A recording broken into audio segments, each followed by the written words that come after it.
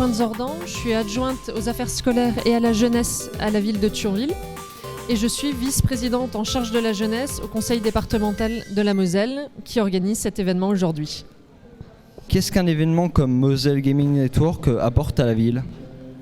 On a une jeunesse qui se bouge dans toute la Moselle. À Thionville en particulier, on a une jeunesse qui adore le jeu vidéo. Un événement comme celui-ci, c'est permettre à tous ces jeunes de se rencontrer, de pouvoir avoir un événement qui relie tous les territoires de Moselle.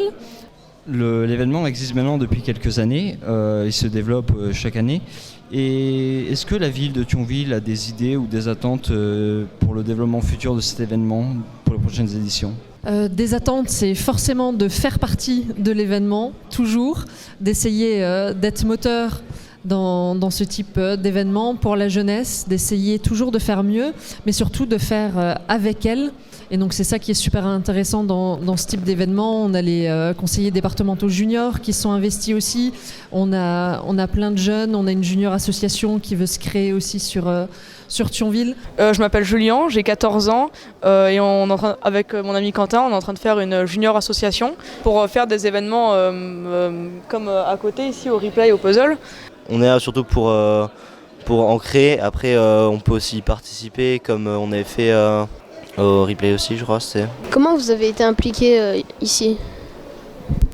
En fait, c'est grâce à la mairie de Thionville qui nous a fait rencontrer le coordinateur jeunesse qui s'appelle Paul Diaz. Et en fait, il nous a mis en contact avec le puzzle et d'autres associations comme Lorraine eSports qui est juste à côté et l'ANA France. Et après, on les a rencontrés hier et on a aidé à mettre en place. Comment en êtes-vous arrivé là, à créer une association ?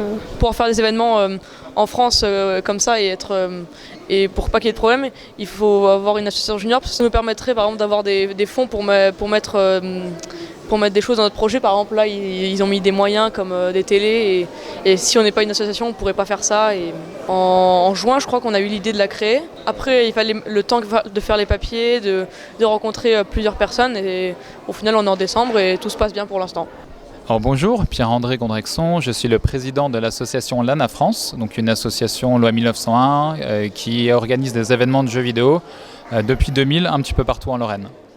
Je m'appelle Mathieu Subtil et je suis animateur territorial au département de la Moselle. Pouvez-vous présenter l'événement ?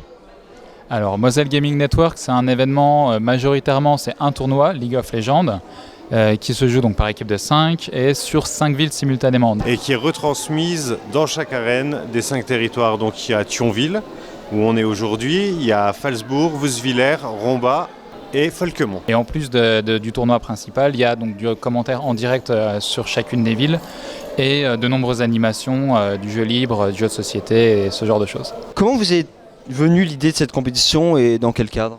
Alors l'année dernière avait été organisée à Yutz, à l'Amphi, Moselle Gaming, qui était une manifestation qui a fait venir un grand nombre d'associations, aussi bien de jeux, comme on a derrière nous, que de jeux vidéo.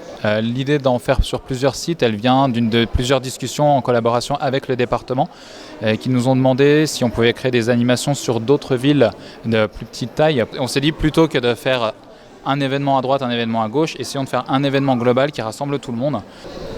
Et du coup, vu que c'est une organisation assez importante, quels ont été les délais pour pouvoir préparer tout ça ? Comment vous êtes organisé avec les différents partenaires ? Alors le principe en fait c'était de trouver des endroits pouvant nous recevoir et répondant aux caractéristiques techniques nécessaires pour l'organisation de cet événement. Donc une bonne connexion internet, un endroit qui soit assez visible et qui puisse attirer les jeunes.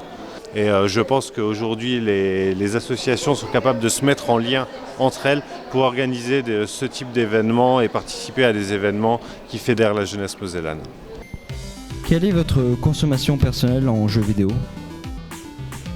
Alors, j'aime le jeu vidéo depuis que je suis petite, donc je le consomme par phase, parce que quand on devient parent et avec le boulot, c'est pas toujours facile.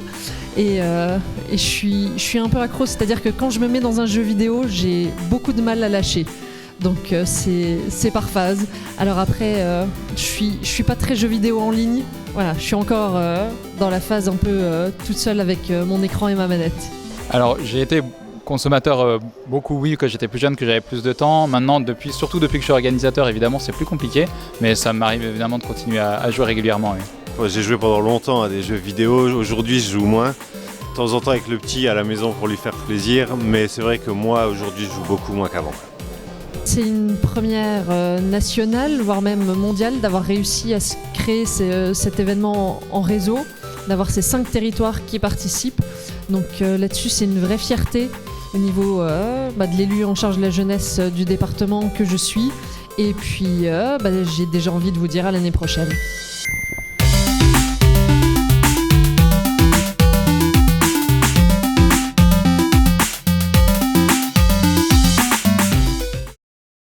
Le jeu vidéo, c'est bien, mais il ne faut pas en abuser.